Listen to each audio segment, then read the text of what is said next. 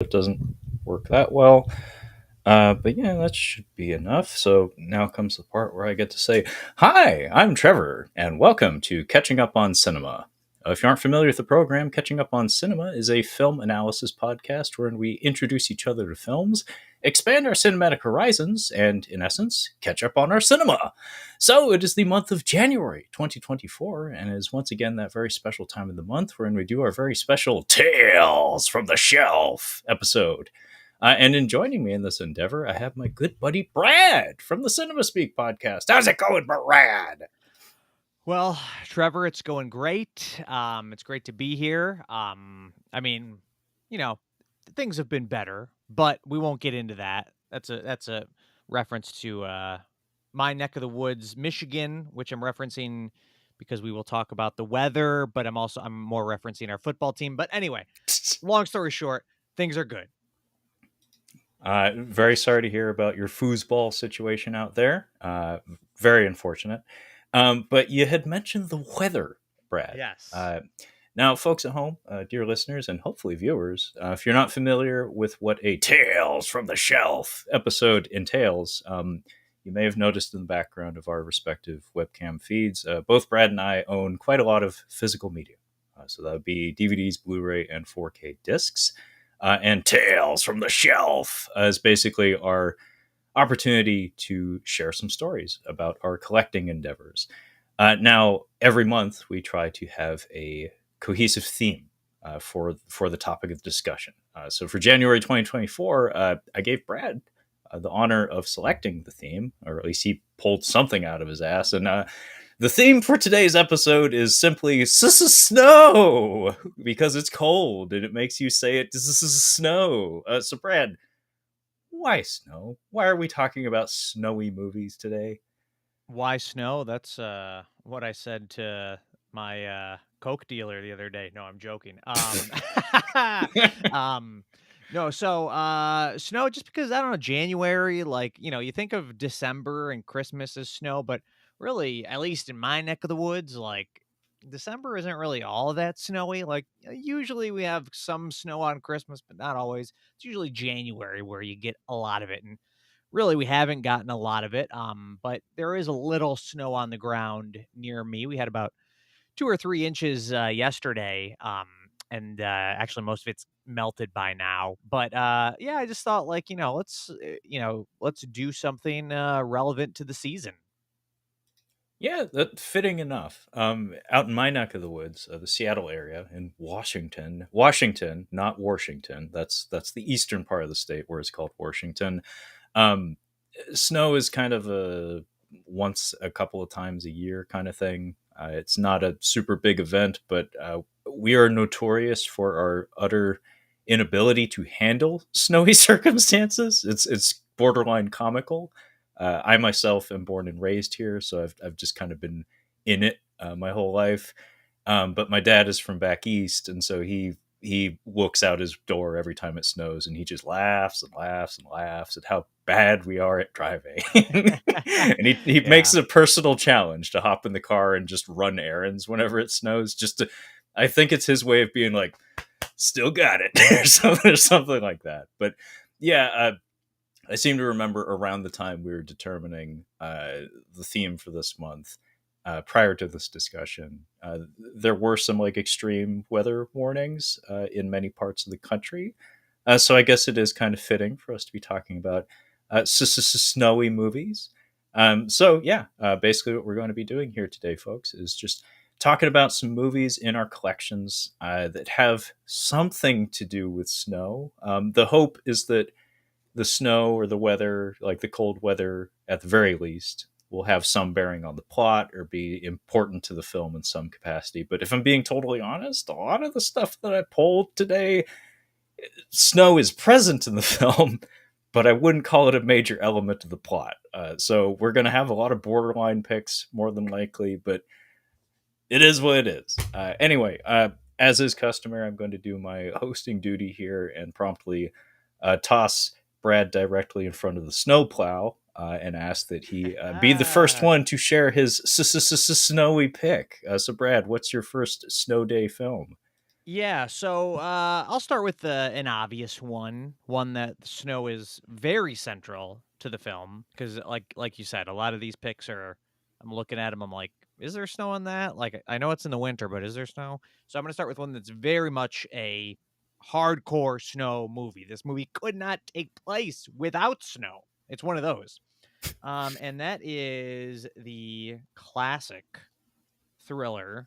According to the back of the Blu-ray, it is among the greatest horror thrillers of all time, and that is Misery with James Caan, is it Caan or Can? James Caan, right? Caan? Correct. It's Con. Yeah. James Caan, Kathy Bates, Stephen King, original source material, directed by Rob Reiner. Um, and I like Misery a good bit. I don't know. It's I watched it not too long ago, a few years ago, rewatched it, and even though I like it and I kind of love the concept, and I've never read the novel, but I kind of love like the idea and the source material enough that I'm surprised that I don't love it more. There's just I don't know if it's like Rob Reiner's direction or I don't know, Kathy Bates, like, I'm not gonna say she's not good in it. She did like, she won an Oscar for it, and obviously she carries the movie kinda, but I feel like I don't know, I feel like her character is a little too, um, played like manic, but in, like, a way that is almost, like, a little too light. Like, I don't know, like, some of her outbursts are just kinda, like, a little too just, like, goofballish, like, where they're not really all that scary. I don't know. I still really like the movie, and I love the concept of an author being trapped by a crazed fan. I think that's an amazing concept. Um, I love the whole side plot of Richard, who's Richard Farnsworth as the guy. I think he's like the sheriff trying to find James Caan, and out in the snowstorm. I think all that is amazing. And it's really good. Like there's some great iconic moments. Obviously, the sledgehammer scene is great, and I think the source material and the concept is strong enough, and it's got good. It's well directed too. I mean, I'm like not the biggest Rob Reiner head, but I mean the guy had a string of like great movies, and I mean even though like I don't know if he like stands the test of time as like an auteur director, but he clearly is a talented filmmaker. And yeah, it's definitely a really great snow movie because again, it could not take place without the snow trapping him there. Oh yeah, the snow is such a huge part of the story. I mean, it's the catalyst for the story, and on top of that, it serves as like just an ever present barrier for him, like being incapable of escaping his situation. Hmm. Uh, I really enjoy Misery. I think it's an exceptional Stephen King adaptation. Um, but yeah, it's interesting to hear, the couple of complaints or grievances or however you want to phrase that about the film, because I tend to agree actually. And I love Rob Reiner as an entity in Hollywood. I think he's fucking hilarious and very very talented actor in particular. Um, and I want to say that his probably his greatest gift is his sense of like working with the material. So like working from the script. Improvisation seems to be something that he's very comfortable with. And he seems to be very good with actors, like managing performances and drawing out the best in people is something you can't challenge that about him. He's very talented at that. But as a filmmaker, his filmmaking, that is like his cinematography and his editing, the visual presentation, a lot, and also sometimes the vibes of his movies feel kind of flat to me. In particular, his lighting. Like in my mind, like I think about I just rewatched The Princess Bride not that long ago, and even as a child, there was something that bothered me about that movie, and it was all the presentation. It was the score for the movie I found to be. I still kind of feel this way. There's some beautiful melodies in the score for that movie, but the instrumentation to me always felt kind of chintzy. Like it felt cheap. Ouch. I know. I Ouch. know that's really mean. I love that movie. Ooh. It's very good. I gave it like 4.5 out of 5 on this most recent rewatch. But there's something about the lighting and the score for that movie that just feels kind of cheap or something. And Misery, in my mind, I could be misremembering it, but I remember the lighting being kind of flat. Like it just didn't have as much character as the Hmm. performances did. Yeah. They do a really good job with like the angles on Kathy Bates to like play up her size, because she's not actually a very large woman, but the way that they frame her definitely suggests that that's the case. Um, but yeah, it's a great movie that could be ever so slightly even better, like had things been handled just a little bit differently. But doesn't change the fact that it's a great ass movie. I really do enjoy it, and I find it immensely watchable. And I love James Caan in it. I love how prickly he is. He's just a simmering pot that whole movie, and with a couple of Hmm. times he gets to explode, it's like we waited a long time for that, but it was worth it. Yeah. Yeah, I is that the movie? I forget. Doesn't he? Doesn't he like peg a tree with a snowball when he's getting into the car, and he's like, "Still got it." Yeah. That sounds right. That sounds right. For some reason, I always love that moment. I actually haven't read the novel, but I wouldn't be surprised if it was pulled directly from the text, because that's just like a beautiful character moment, and coming from him in particular, it just really works. Hmm. Yeah, and I also like his sort of angle of being in this predicament and knowing like how bad it's getting and having to like put on this like air of everything's fine because he doesn't want to upset her, and watching him kind of walk that tightrope of him being scared shitless but not wanting to let her know that he knows like how bad this is getting, I think is pretty great. I'm sure it's from the source material. I got to be honest, I'm not. I mean, it's okay, I guess, but I'm not crazy about the whole reveal that she's like been a psycho this whole time. You know what I Ah, mean? yeah, yeah. I kind of almost wish it would have just been like she was just like a truly unhinged fan who just like took this opportunity and snapped. Like I kind of think that would be a little stronger thematically. Like I don't know. It just that feels very just kind of like obviously it's from a book, but it feels very movie-ish, very Hollywood-ish, like him discovering these newspaper clippings or however he does it. It's kind of like, all right, it's okay. Yeah, This was them setting up the Hulu show, Castle Rock season 2, 30 years prior. oh my god, fuck, you're absolutely right, Brad. That's gonna happen. No, Or it did happen. they actually did that. They did the origin story of her character. Yeah, played by Lizzie Kaplan. She played the Kathy Bates character. Good fucking god. And they got that Pet Cemetery prequel as well with the Fred Gwynn character as a Hmm. younger man. Oh Jesus. Like it never stops. It never stops, Brad. Stephen King universe. Oh god.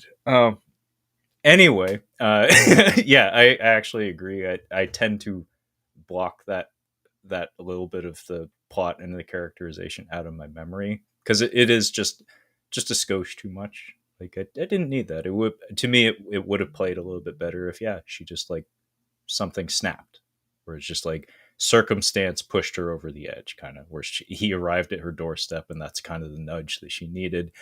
I really do love the progression of his discovery of her situation, though. Yeah.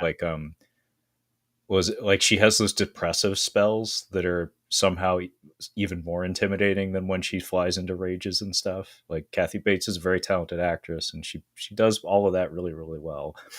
Um, but yeah, very good pick, Brad. That's an excellent one to kick us off, because it is like the snow really is a big part of the story. And is that a Scream Factory with slipcase that I Yes, see it there? is. I'm not super crazy about the artwork. Does it have the original poster on the actual case? I would go so far to say yes, it does, which I definitely think is stronger. Which it's like it's okay. Like I guess I don't mind them doing the new artwork, but I guess I do like how Scream Factory lately has with their 4Ks have kind of put that on the back burner and have simply just done the original artwork.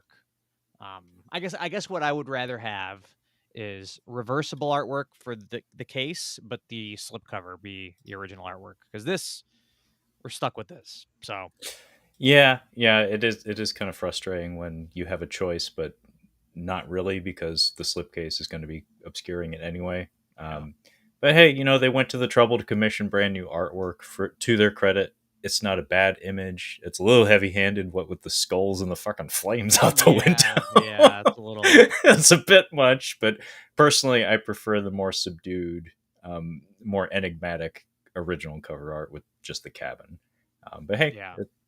how's the presentation on it? Does it look nice?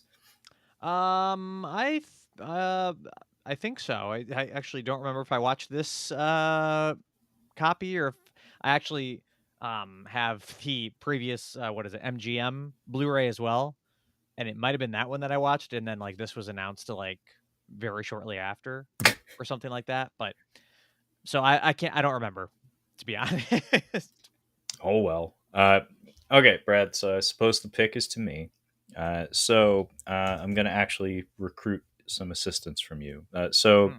should I go with the obvious pick, misery being the word that comes to mind when I'm making my selection here, or should I throw you a curveball? So you want a curveball, or you want a seamless transition into something that fits? Let's go with the seamless transition because I actually don't know what you're referring to.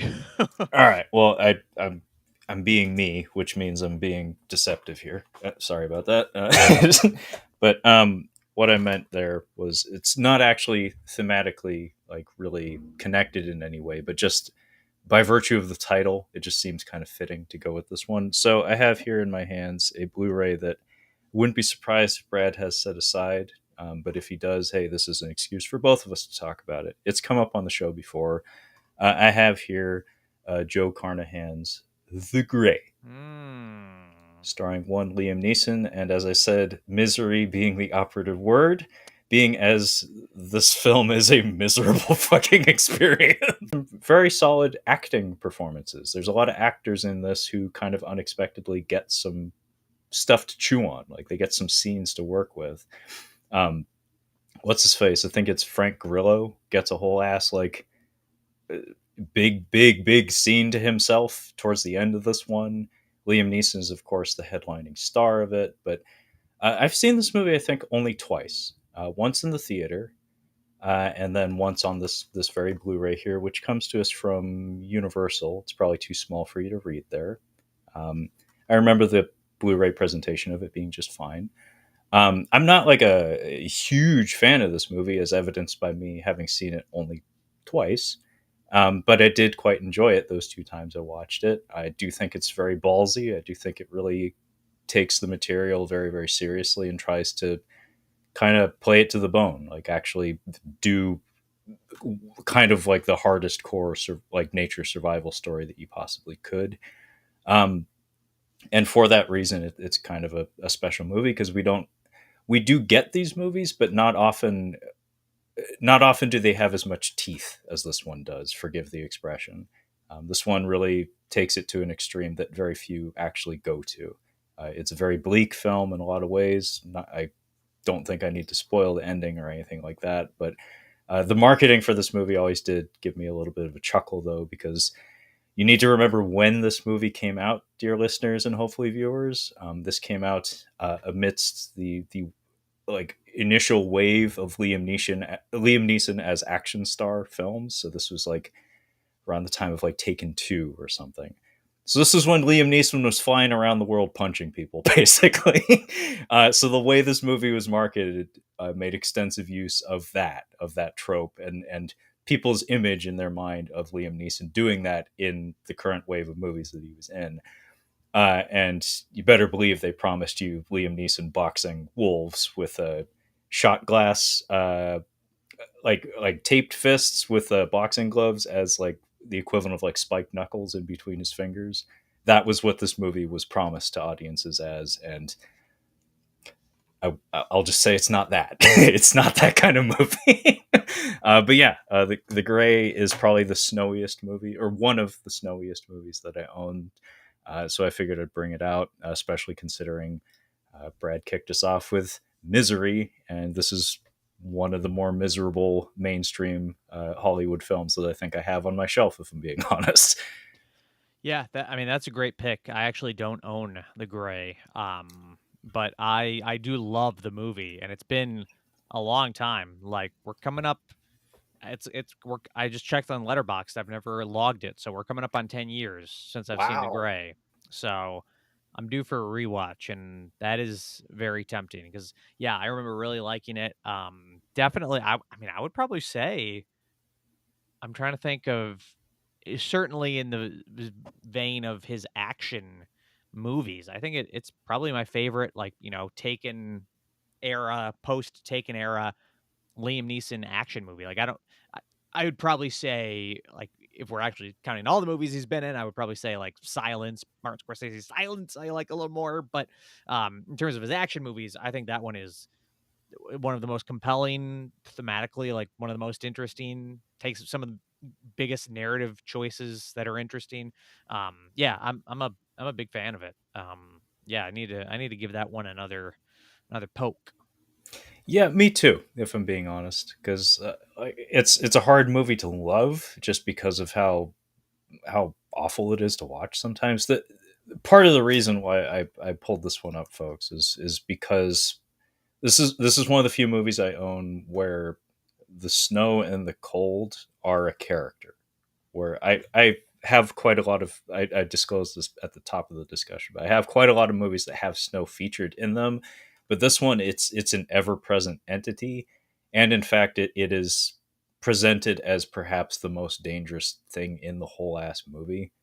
Like the cold is oppressive in this movie. Like there are scenes where people are just walking in the snow that just make you feel shitty. Like it's just kind of hard to watch. And it's a very bleak, very mean spirited movie in that sense. But yeah, I'm due for a rewatch as well, just because there's so much of it that's kind of stuck with me, even though it's kind of a simple movie in a lot of ways. And also, like it just doesn't actually fit into that box of like quote Liam Neeson, like late era Liam Neeson action movies. It just happened to come out around that time. It is a very different thing altogether. Um, but it's kind of neat that it came together. And also, like, I don't know if he and the director Joe Carnahan like hit it off or something, but I do know that they did that shitty A Team movie together. Um, Joe Carnahan's an odd one. Like I'm not super familiar with his filmography. I mostly just know him for this and the A Team, which I did not care much for. Um, and he did. I think he's buddies with Frank Grillo. Seems to be the case. He did like the not. It's not based on a video game. I think it's called Boss Level or something like that. He did that for like Hulu not that long ago, Yeah. and he did it's like a Hispanic superhero movie. I seem to recall hearing about that. Um, it's like Chicano or something like that. It sounded like he started like a feud in Hollywood or something. Like he burnt some bridges or something about the promotion for that movie because it sounded like he was really frustrated with it getting buried or something. But these days, I don't know what he's up to. Like I haven't heard his name tossed around very often. But hey, he at least has the gray on his resume, so he did something. Yeah, I mean, he is kind of like him in the Gray to me is kind of a little bit in the vein of a David Ayer and I get the Fury. two of them. I get my wires crossed with them because of that. Where it's like, Yeah, hey, David Ayer did Fury. He's got some talent, right? and then you're just Right? like, what the hell? Where did that? It's like, where did that? Like at first you're like, it's like, oh, Suicide Squad. That was a fluke. That Oh yeah, was that that was it's one time isolated incident. he was in the DC machine, it's fine. And then it goes on and you're like, no, it was actually Fury was the fluke. Somehow it's just like you just fall face first into an amazing movie. And that's the Gray is the fluke for Joe Carnahan. Not that I've actually seen really any I did see Stretch. I did see Stretch. I don't even know Which that one. yeah, it's Patrick Wilson. Very much a Tarantino Guy Ritchie-esque. He's like a limo driver who gets caught up in a crazy night of whatever. But Stuber in a limo. basically Stuber in a limo. Yeah. Yeah. Yeah, I So liked Stuber. Stuber was fine. yeah. So yeah, no, I mean I would love to see Joe Carnahan do something in this vein again. I don't think it'll ever happen, but who Joe at first I for a while there I was getting him and Joe Wright confused because Hannah came out around the same time. Oh and that was wow, kind of wow. a like really good action flick. And Wright has kind of done more like Hannah was a bit of a fluke for him too because he's kind of since then just done like more like Oscar bait kind of not bad, but kind of just just not really inspired. Just The Darkest Hour and um, Anna Karenina, that kind of thing.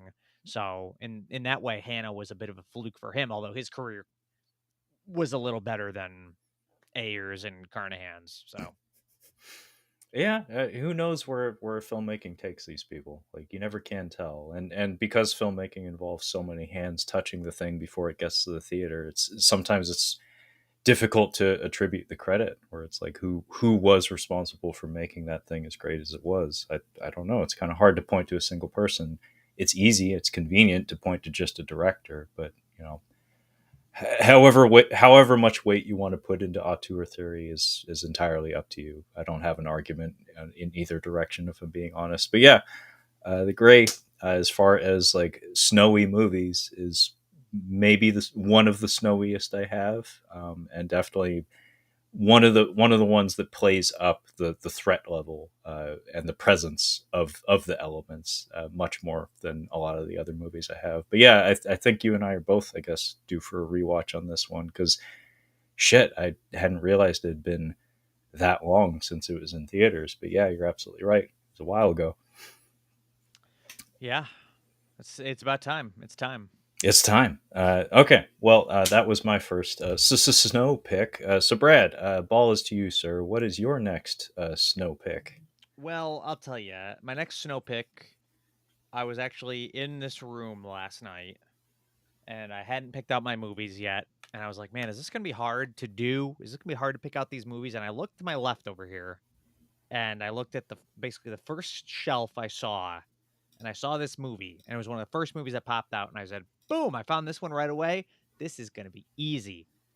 The rest was not that easy. This one kind of pops out similar to Misery. It's like, oh, that's a great snow movie. And auteur theory. It goes along in that vein.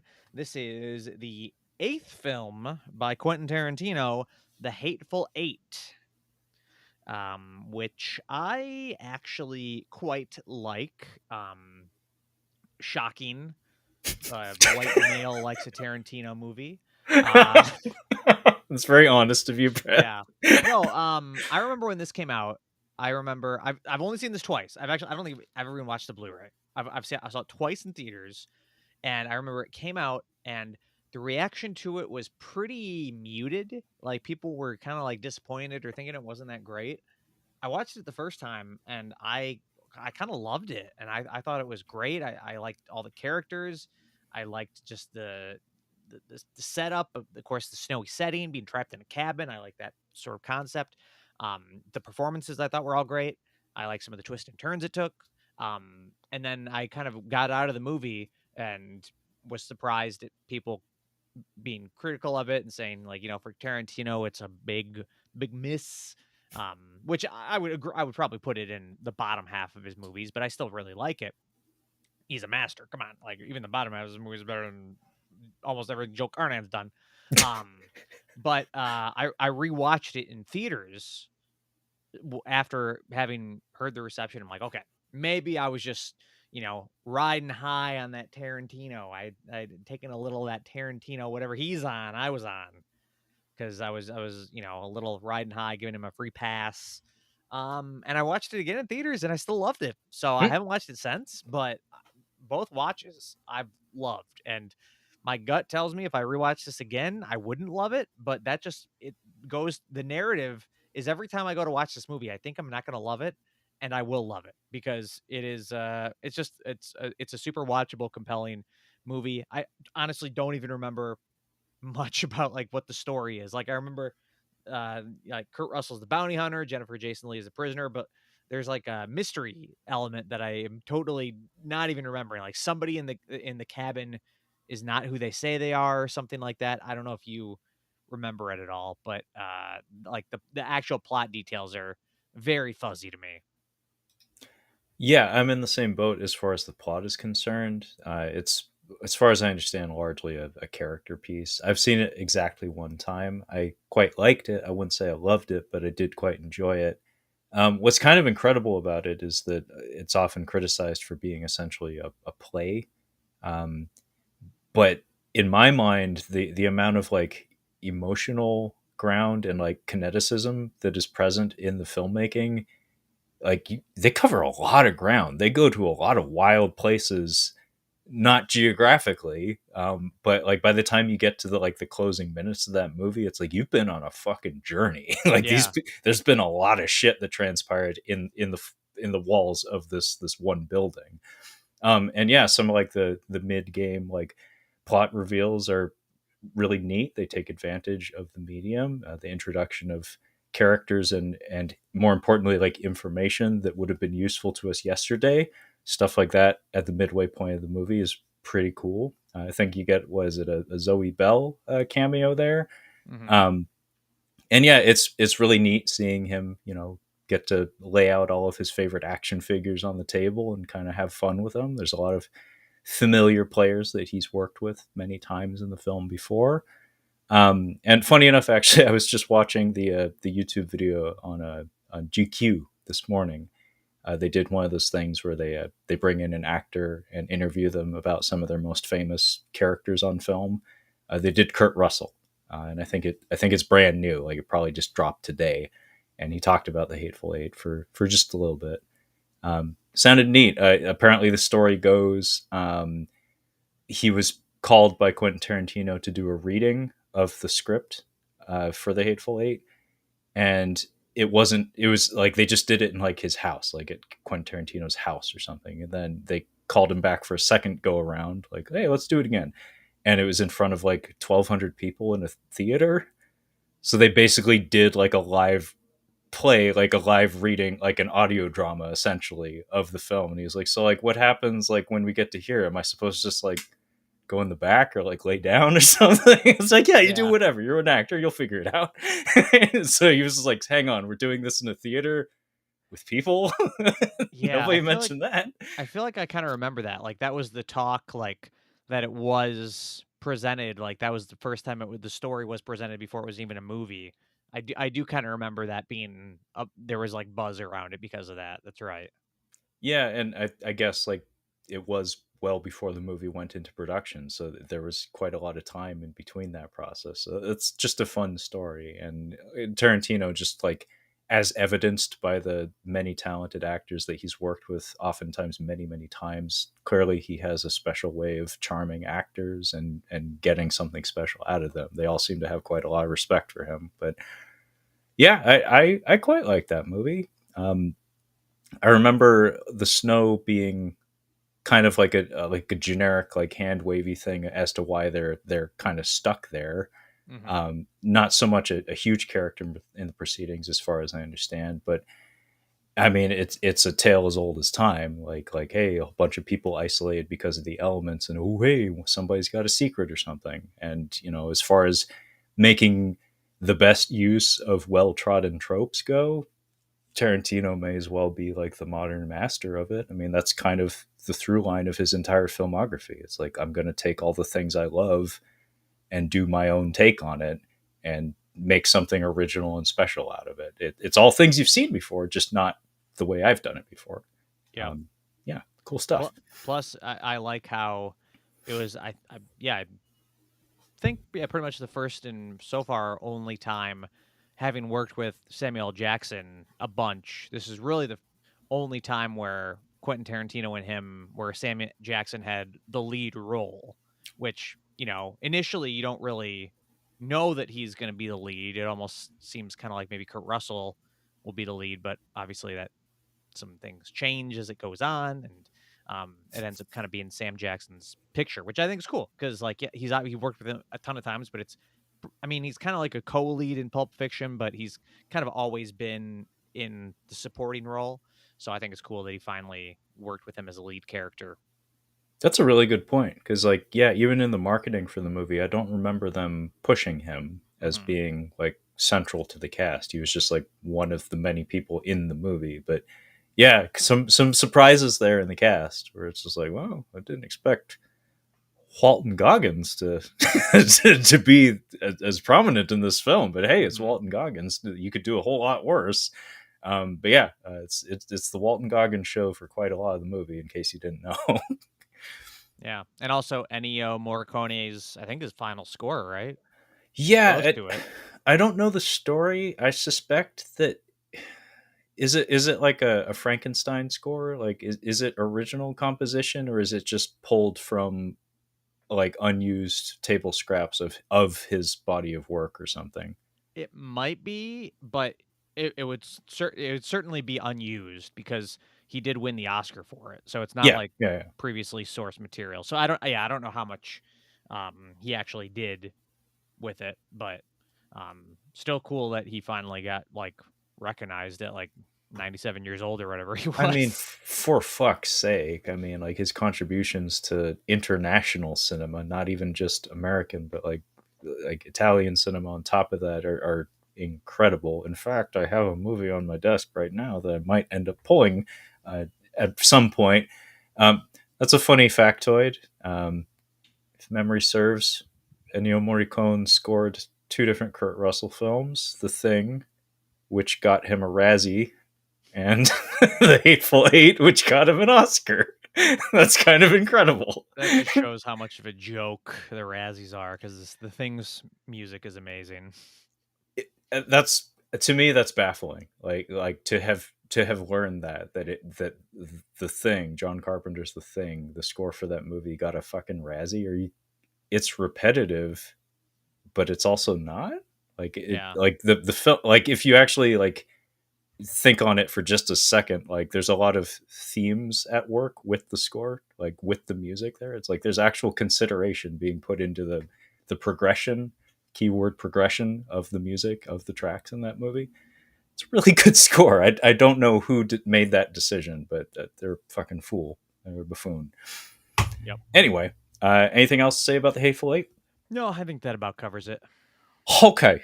Well, we've probably talked about it before, so I'm actually going to excuse John Carpenter's The Thing from today's discussion. I'll just say that I did pull it up the. Yeah. Yeah, So you got the slipcase. I don't. Fuck you, Brad. I um, paid $40 for it at FYE just so I could make sure I had a slipcase on it. So Hell, I don't be mean, too you, proud. you get the one up on me, Brad. So you're the big man on campus today.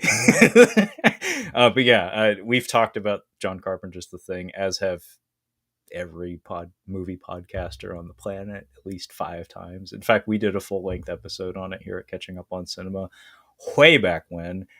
So I'll flash that up on the webcam again when we do our wrap up.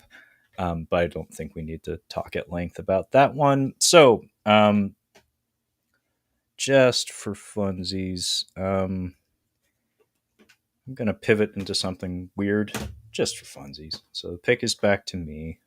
Um, and I don't think I have a Western that I can pivot to. So I'll do something from a genre that has somewhat influenced some kinds of Westerns.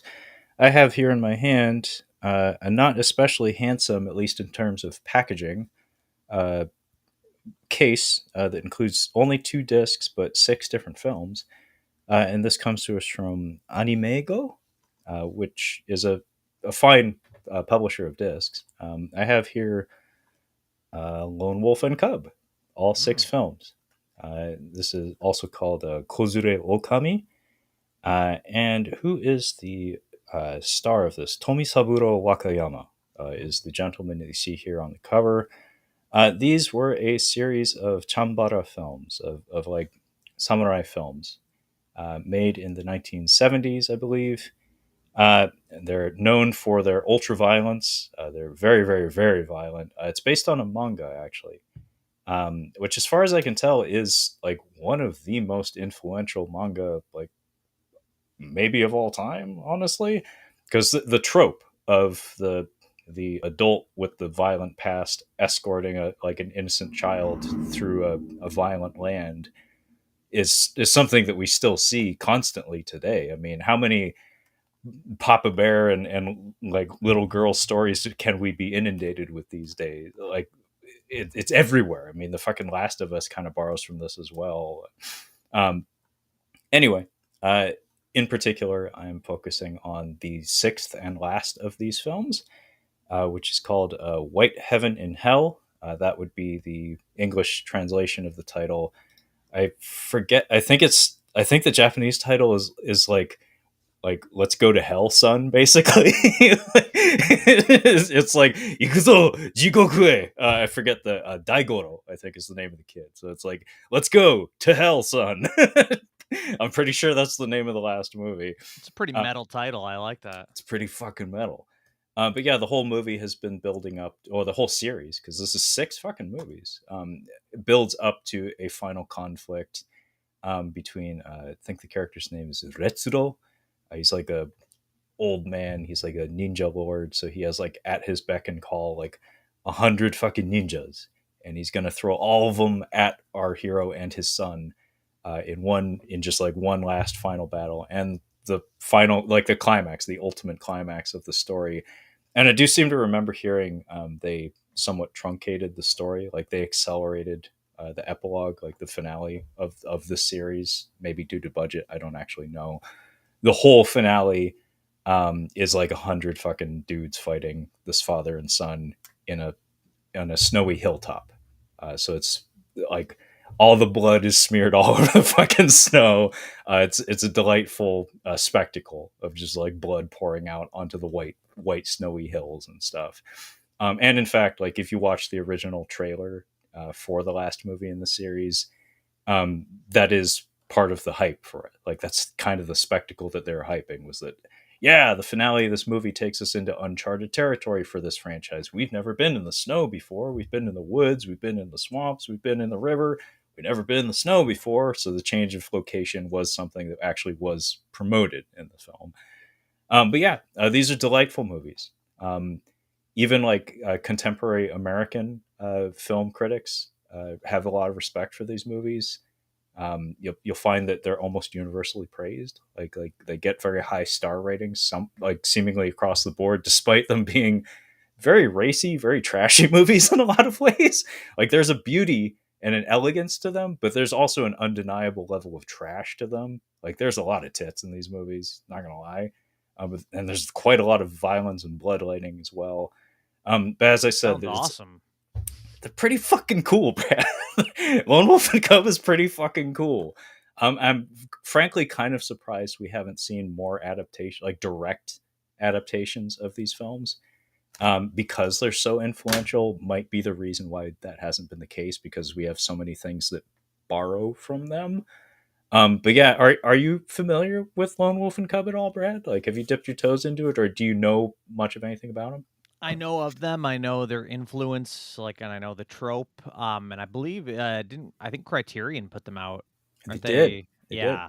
And I've always considered, like, do you know, is the Criterion set, does it contain all the movies? I believe so. Yeah. Okay. I've always considered picking it up. I don't think I ever have. If I have, I haven't watched it. But no, that's one I definitely would like to get into. Is it like, because you're saying the sixth one is the snowy one, right? Correct. But is there like one that is like a standout, or is it like they're all pretty consistent quality wise? They're pretty consistent. I don't remember any of them being like just like decidedly worse than any of the others. I know the first two got international distribution, and in fact, they were sandwiched together. They were smashed together into a truncated cut called Shogun Assassin, which you can actually buy that on Blu-ray. Like somebody actually distributed that, like that alternative cut of the first two movies. So if you want like a snappier paced version of the story, that might be something worthwhile to check out. I haven't seen it myself, but yeah, I remember them being fairly consistent. I seem to remember like one of the middle chapters being a lot more TNA focused. The first two are very, very solid in terms of like the balance between plot and like action and whatnot. But yeah, shockingly consistent actually, and they're all quite good. I would actually highly recommend these to you, Brad. Like as far as like an entry point to like that era of Japanese cinema, like trashy Japanese cinema, not like prestige art house stuff, but more just like kind of like popcorn entertainment, kind of grindhousey kind of stuff. It's a very good place to start because they do have a slightly more cartoonish flair to them based on their manga origins. The bloodletting is definitely very, very charming. There's a lot of limbs that get hacked off and stuff, a lot of inventive violence. Um, so yeah, if you're not like super confident about like jumping into like straight up just like samurai like jidai geki like period drama movies or something, you want something with a little bit more cartoonish quality to it. Very good place to start, honestly. Yeah, I need to pick up the Criterion set. I mean, it's 100 full price, so it'd only be 50 in the halfway sale, which Oh, that's right. That's right. for 6 movies is pretty good. Yeah, I don't know if there's a significant quality difference between the discs, like the one that I have, the Honeymago set, or the Criterion one. But not gonna lie, I have considered upgrading if it is in fact an upgrade, because Criterion tends to have a very good reputation when it comes to their discs. I mean, and if I pop on it, don't worry, it'll be announced for 4K. So I'd hold off. I'd hold off. Yeah, that is the rule of thumb, isn't it? Yeah, As yeah, soon as you pull the trigger on something, hey, we're putting it out on 4K now, just in time. yeah. But no, that's one that I've always wanted to watch. I guess I was for a little while there. I was confused because I guess I just for some reason thought Lone Wolf and Cub was like the name of one movie, not the name of the series. And Oh, then because I'm just on Criterion's website, like the first one they listed as Lone Wolf and Cub Sword of Vengeance. But is it like is the actual original title just Sword of Vengeance? I think that's the name of the first movie. Yeah, Yeah, yeah. yeah. That's the name of the first movie. So does it not like the Lone Wolf and Cub is the name of the series, but they that like because Criterion is listing the title as Lone Wolf and Cub and then the name like of each movie. So is that not you know what I mean? Yeah, I'm a little confused because I can confirm in Japanese or otherwise the name of the franchise is Lone Wolf and Cub, the Kozure Okami. Okay. It's like a child in like with wolf in tow, basically, or wolf with child in tow. Like so the last one here would just be called White Heaven and Hell, not Lone Wolf and Cub White Heaven and Hell. Yeah, I mean, usually the Lone Wolf and Cub gets the main title heading, and then the subtitle is what you just read there, the White Heaven and Hell. But Okay. yeah, you might want to investigate there because I thought the Criterion release was just a box basically of all 6 films. I I think it don't is. imagine they put out like individual releases for all of them because No. they did the Samurai trilogy, and that's just like a single case thing. It's 3 movies. Yeah. Yeah. Anyway, yeah. So White Heaven and Hell, the sixth Lone Wolf and Cub movie, was my pick just then. So Brad, I'll kick it back to you, sir. What is your next snow pick? All right. Well, oh boy. Let me get these two out of the way. I'm going to do 2 for 1 here. Oh, sweet. And might be something that you maybe pulled off your shelf, maybe not, because you might not have singled this one out. Well, so thinking of snow movies, there's one thing that, well, many things came to mind, but one movie sort of came to mind while I was just thinking broadly, and that is the Bond movie On Her Majesty's Secret Service. Of course, if you want to seem cool, you will say this is the best Bond movie. Oh, Jesus. I will not say that. Please But if you don't. want to see cool, if you want to seem cool, which a lot of websites seem to want to do, they will list this as number one. You'd be surprised. But this one, obviously, the majority of it does take place on snowy mountains. Again, plot, I don't remember anything about it. It's been a while since I watched it, but it of course stars what's George Lazenby, right? Yeah, From um, Australia, the correct. Forgotten Bond, and I liked it. I guess I maybe was because I'd seen so many people saying like it's actually the best Bond movie. It's actually the best one. So I was like, all right, let's see. And I was like, I don't know about that, especially coming after a few bangers from Connery. Because I was this one right after From Russia with Love, or was there something in between there? I think it was after From Russia with Love. Like, let's take a deep breath here. I think From Russia with Love is a lot better than this one, but whatever.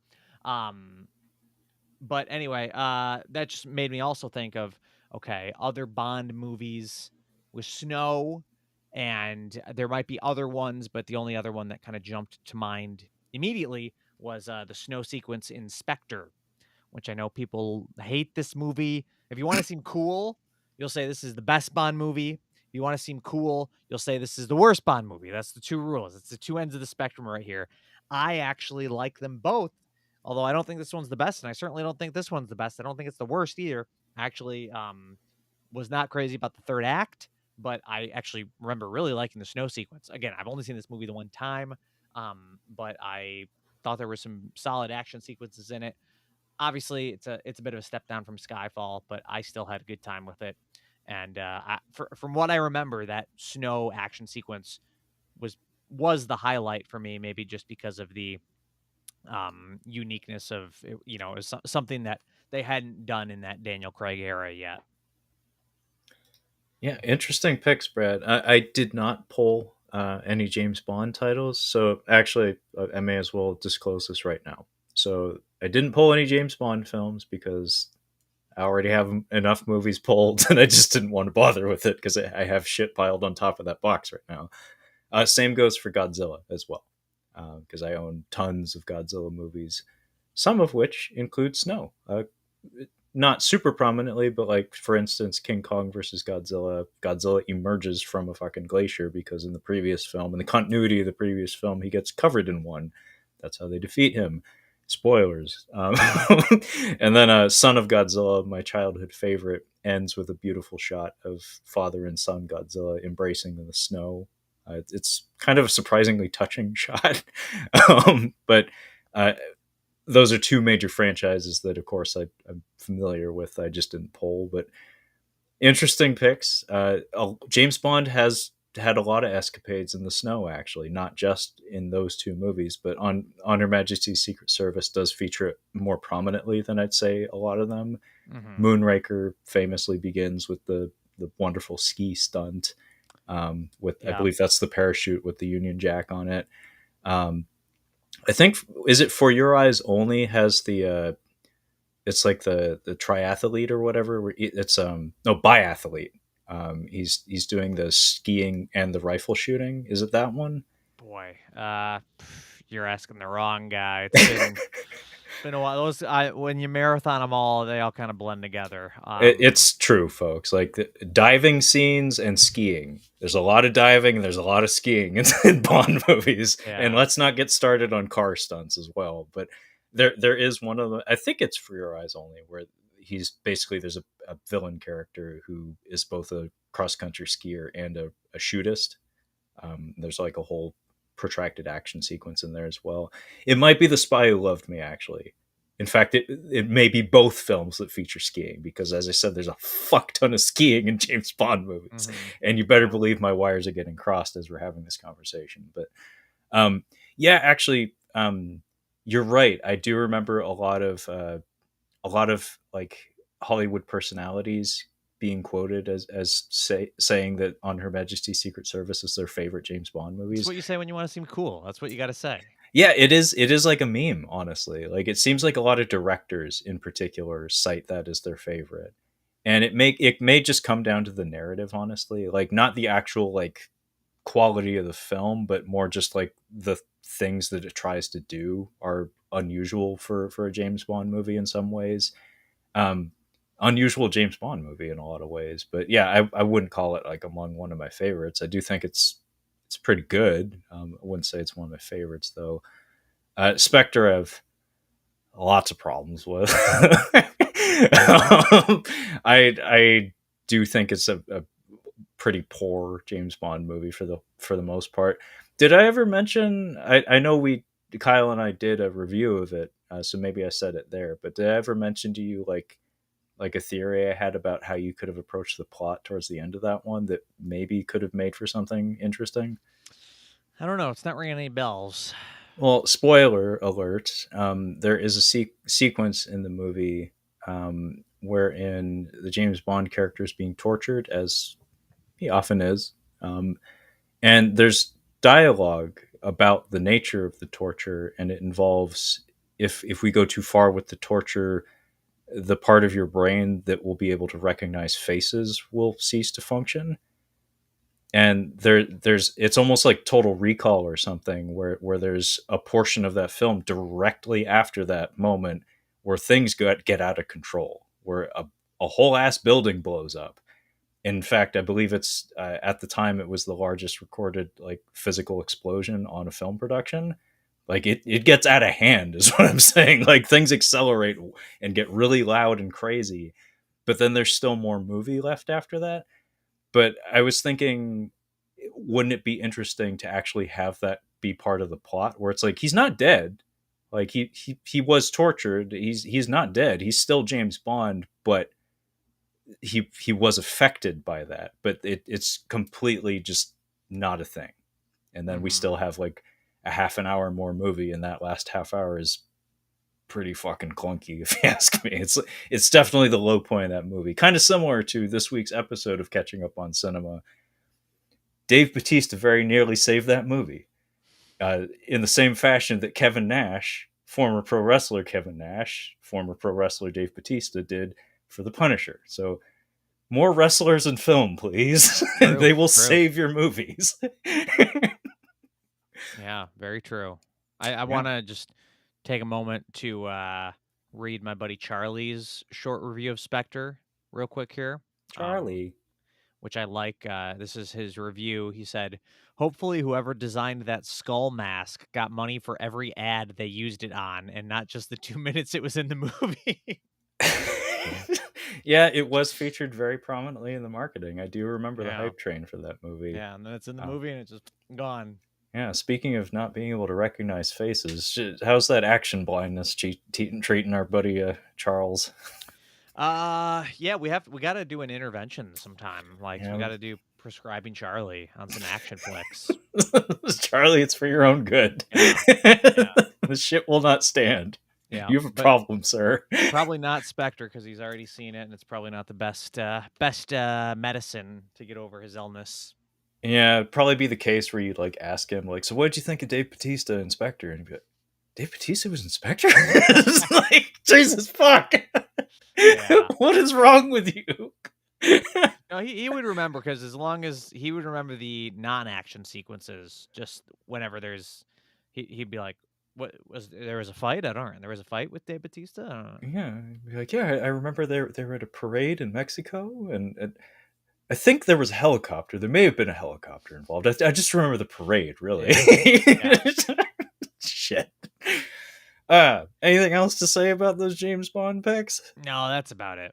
Okay. Well, I'm gonna take the reins once again. This is gonna be an odd collection of picks. Like, I feel like maybe this is my excuse to like dip into stuff that I don't often talk about or something. So good choice there on the theme, Brad, for this month. So I have here a box of 4Ks. Don't have too many of those, if I'm being honest. Um, and only one of these movies in particular is one that I'm going to be highlighting here. So this is a whole ass trilogy, two of which are directed by the same fella. I don't actually know who directed that first one. Don't really care, honestly, because I seriously doubt it's important. Anyway, I have here the Planet of the Apes trilogy, which includes Mm-hmm. Rise, Dawn, and War of the Planet of the Apes. The latter two films are directed by Matt Reeves, who I do think is a very talented filmmaker. Case in point, I quite like The Batman. Not everybody agrees with me on that. In fact, the person who I live with, the girlfriend, detests The Batman. Wow. One of my best friends hates The Batman. Most people I Wow. know despise The Batman. I kind of love The Batman. I really enjoyed The Batman and have seen it at least 3 times. Um, anyway, today I'm going to be talking about specifically War of the Planet of the Apes. I'll go ahead and just pull it out of the case here. And hey, wouldn't you know it, there's snow on the cover. Because snow is featured quite prominently in this film, which is secretly a prison break film, which deals with quite a lot of snow. Matt Reeves, I have said, and in fact, I think I said on our Catching Up on Cinema, our 3 hour long review of the Batman here on Catching Up on Cinema. I want to say he has a knack for subversion. I'm not positive if he has a knack for it, if he just simply has like a proclivity to it or like an affinity for that particular style of storytelling. But it is something that I have noticed in his filmography is he likes to zig when you expect him to zag.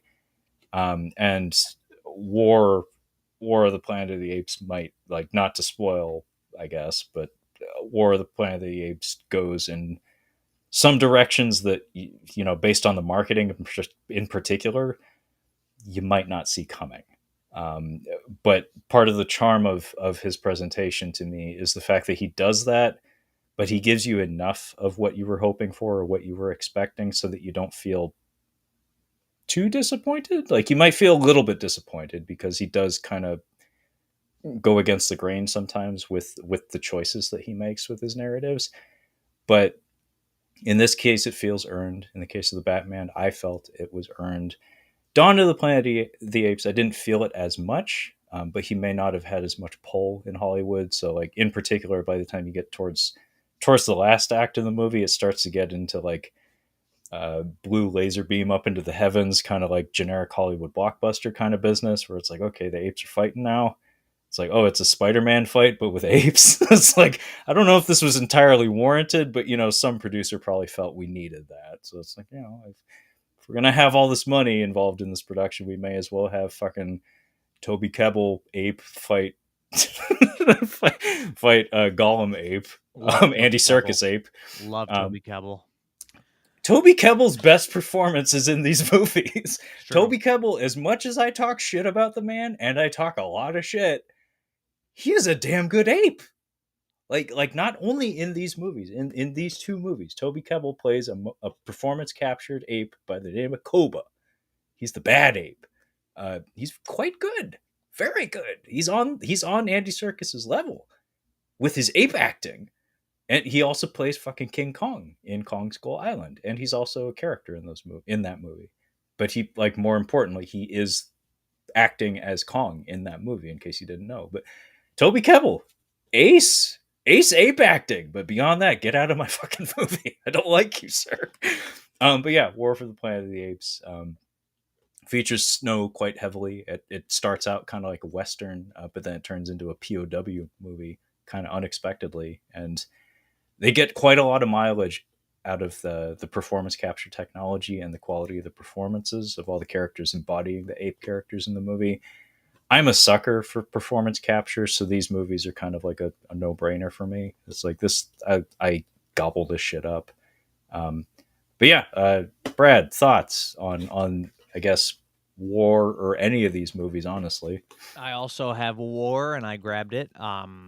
It was in my pile. War is definitely my favorite of the three. Although I've actually only seen each of them once, and that might be a thing I need to rectify. This trilogy, I've seen each of them once. I've actually only seen the original Planet of the Apes and this trilogy. So before the new one comes out, I might have to do a full-on series viewing. That's a big commitment there, sir. Yeah, what is there, like 7 or something plus this trilogy, or? I don't know the exact number, but there are a lot. Like, there's quite a few. Yeah, I've seen. I haven't seen all of the older ones. I've seen the first one, I've seen the second one, and I've seen the one where Roddy McDowall is the primary ape, and it's like a, was it Star Trek 4 where they come to San Francisco, I think. It's kind of like that kind of scenario where it's like two prominent characters from the original movie get transported to like normal, like modern day society. I've seen that one, but then there's like at least one more that involves like a war between the apes or something, which, from what I've heard rumblings of, the newest movie that's there's a trailer out that I haven't watched, but we do have another one of these movies currently in production. As far as I understand, there might be some symmetry there with the plot line or something. I don't know. There's a lot of fucking Planet of the Apes movies. I think I just counted. I think there's 5 in the original series, plus the remake, and then the 3 in the reboot. So we're at 9, I believe. Jesus. Um, but I don't know. I'm interested. And I gotta say, I don't know. What are your thoughts on? I know you said you haven't watched the trailer. Do you know who is directing? You got any thoughts on where this is going? I know nothing. So yeah, how about you? How about you get me up to speed? Well, I don't know. I'm not too hyped by the director, although he has made one flat out masterpiece of a movie. Actually, let me confirm that. David Ayer. It is David Ayer. You are correct. No, Brett it, Ratner. where no, has he made a masterpiece? Some people would tell you Rush Hour, I guess, or Tower uh, Heist or some shit. yeah, I'll get Tower Heist. No, he is the man, the myth, the legend himself, Wes Ball. Who? Wes Ball. Uh, he is known for the Maze Runner movies. He's a I Maze think Runner guy. I didn't recall it being in reference to this new Apes movie, but I do remember hearing you mention that the guy who made the Maze Runner movies is taking on some big budget franchise or something, and shit like that just reeks of this man is malleable. Yeah, like yeah. we can push this guy around. Listen. I'm not going to be too critical because the first Maze Runner is a flat out masterpiece. Love the Maze Runner. Love the Maze Runner. Maze Runner, what is it? The Scorch Trails? Trials, yeah. Scorch Trials. Not as good. Not as good. And then the third one I never saw. So, I mean, this guy drops off pretty quick. But if he can recapture that movie magic, that Spielbergian movie magic that he did with the original Maze Runner, then we might have a banger on our hands. I mean, if it wasn't going to be him, then I would have suggested the guy who did Mortal Engines, which was another absolute flat out masterpiece.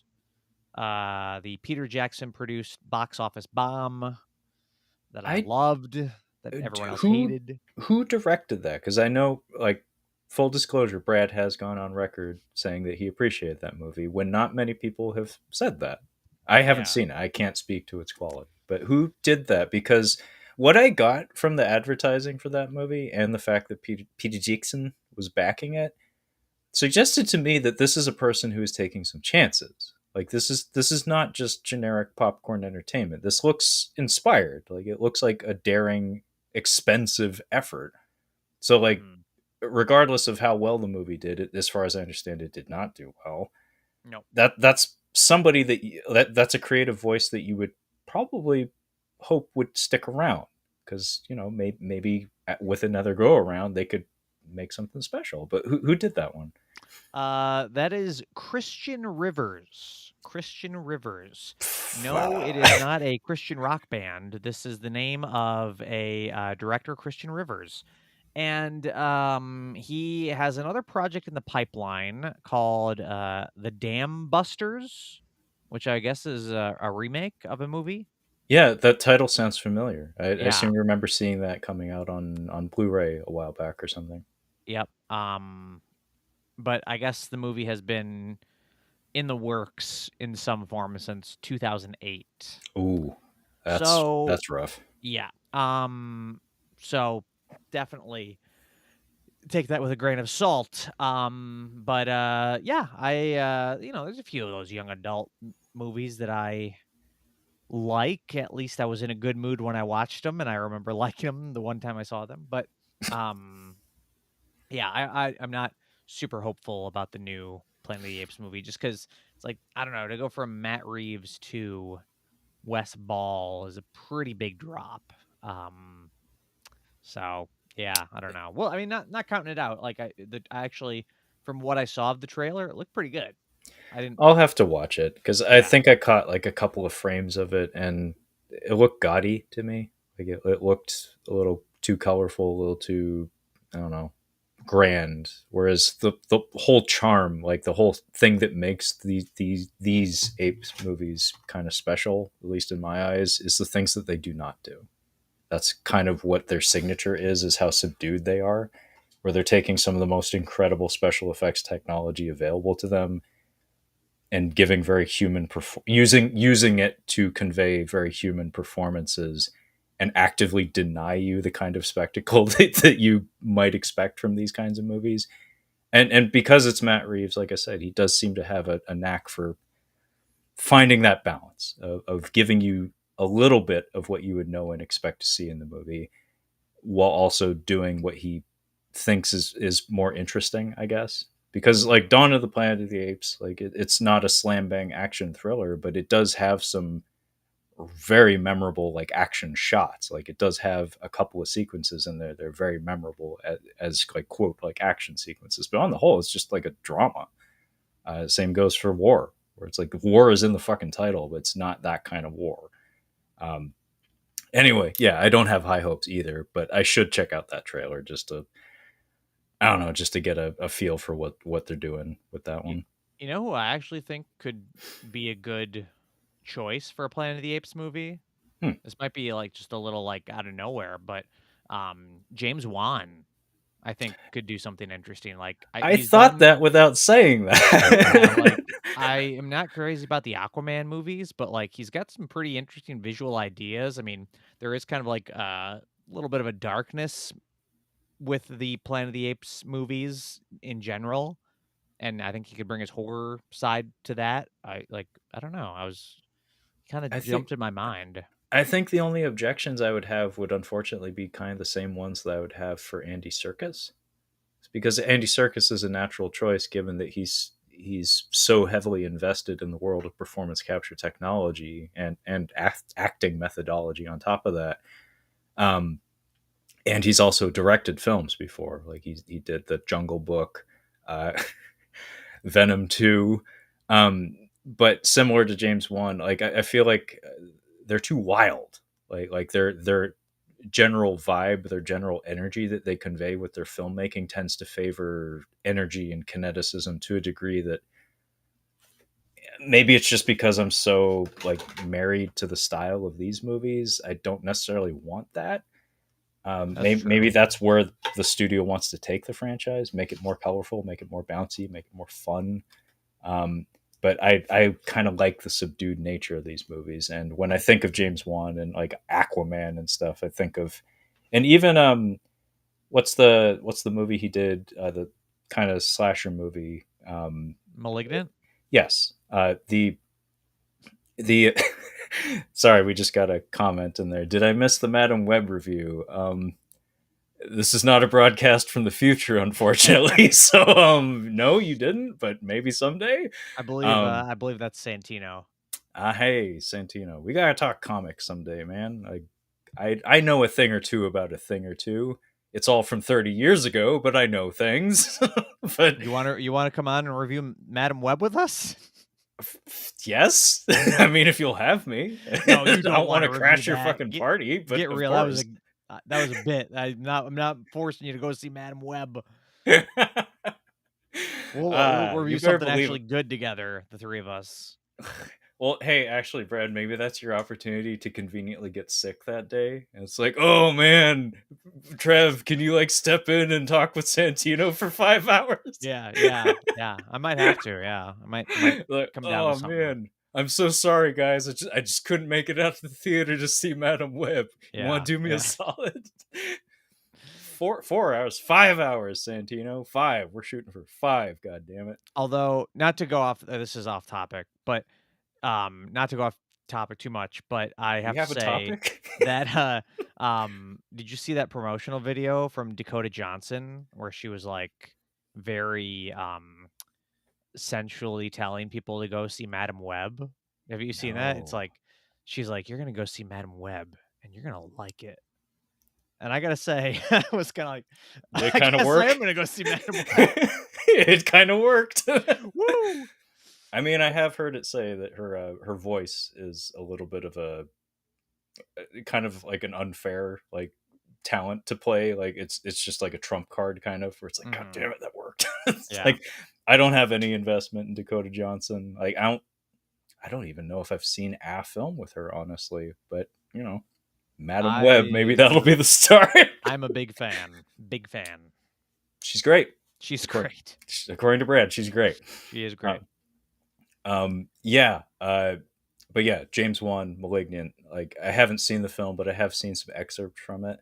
And there's a particular like camera angle, a camera movement that he incorporated in both Aquaman and that one that he does. There's a certain dynamism that he brings to his filmmaking that to me it's like it's neat. I just don't want it here. Like I don't want it in my Apes films. But Yeah. sorry, folks, we're getting flooded with comments from Santino. It's kind of amazing, so I hope it keeps going. Another just real quick. This will be. I'm not. This isn't my next pick, but It is your pick, thinking by the way. it is. So, but this isn't my pick. This is just I'm throwing this out there. If we're going for something a little more subdued, maybe a little more dark realism, we could. I mean, Robert Eggers. He also did The Northman, which I believe had some snow in the opening with Ethan Hawke and him. I don't think there was a ton, but I pulled this because I was like, I think there's some snow in there. But anyway, I feel like his movies have kind of haven't been huge successes. Like I don't think this was a big success. So maybe Robert Eggers' take on Planet of the Apes could be interesting. See, I would love to see that, especially considering like knowing him, he would probably find some way to like force makeup effects technology or something to be involved in the presentation of the ape characters or something. Like it seems like the kind of move that he would make. I think he needs a hit in between though. I don't think studios are after the Northman. I don't think he's going to be getting a huge budget until he is a proven entity again. I really love that movie. I own that movie. I didn't pull it though because Brad's right. Despite being called the Northman, the presence of snow in that movie can be isolated to just like the prologue, basically. Despite being called the Northman. But I really enjoyed that movie, and I had a lot of fun poking fun at people who maybe misinterpreted the movie because there was an awful lot of shit takes on that movie that I saw coming out on the internet around the time it was in theaters. Anyway, Brad, um, the Northman is not your pick, but it is your pick. So I'm going to ask you, sir, what is your next snow film? I'll go with this one here. Let's go with maybe not an obvious one, but it does have some pretty prominent snow. The Grand Budapest Hotel. Wes Anderson's The Grand Budapest Hotel. Obviously, there's like the ski sequence, the prison break sequence. But I think just the hotel itself in a lot of sequences is presented as being in the mountains and snowy and all that. And it's been a while since I've seen it, but I would definitely say it is pretty rightfully up there as one of Wes Anderson's better efforts. And I think, kind of like if you look at his career as somebody who started, his first few movies had that sort of, his idiosyncrasies were in his early films, but they weren't like full blown like dollhouse movies, I guess. Whereas nowadays they are just extremely like there's like almost no human element to them at all, which is kind of interesting in some ways. And so then when there is some like emotion or human elements to them, it really stands out. But like if you compare like Asteroid City to Rushmore, it's like worlds of difference. But I think in terms of his very precise sort of filmmaking style that he's kind of just this is what he is now.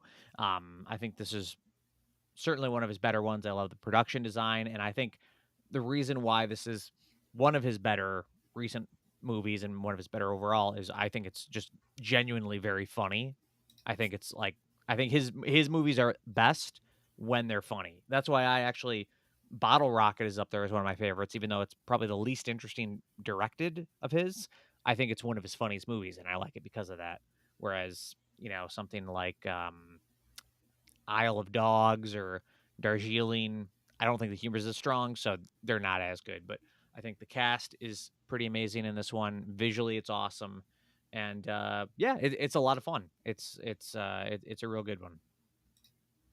Yeah, actually, that is the only Wes Anderson film that I own, and that would be because Kyle, my co-host on Catching Up on Cinema, gifted it to me. Uh, I am not very well versed in Wes Anderson's filmography. If I'm being honest, I think I may have only seen two of his films. Um, I know, kind of pitiful. I was kind of kicking myself the whole time I was doing the Blu-ray episode last night because I was like coming across all these classic movies, getting Blu-ray and 4K releases, and continually having to admit live on the air, yeah, I don't know what the fuck this is. Yeah, I've never seen this. I don't know what this is. Oh, hey, look, some Chinese garbage. But um, Grand Budapest is fantastic. Uh, Clearly, it stood out to Kyle because that was the Wes Anderson film that he felt I needed to own. Um, just in terms of like his aesthetic, um, it does seem to like have a very even hand in the way it's presented. Like it seems to balance things really well, where the characterization and the tone and the aesthetic presentation of the film seem to be like in lockstep with each other. Maybe balanced more so than some of his other films, because I have heard that sometimes that can be a little out of whack. Like sometimes the energy seems to be directed more strongly in certain areas than others in his films. Like I've heard some criticisms leveled at Asteroid City for being kind of, I don't know if I'd use the word flat because that seems to be just kind of how his movies are. Like that's the general vibe, I guess. But it seemed like it was more preoccupied with certain things than others. Yeah. Um, Rushmore, I saw when it was pretty new, and I quite enjoyed it. But that is a stylistically a very different film, I'd say, than like I only have the two to work from as far as direct comparison goes. But very wildly different from Grand Budapest Hotel in a lot of ways.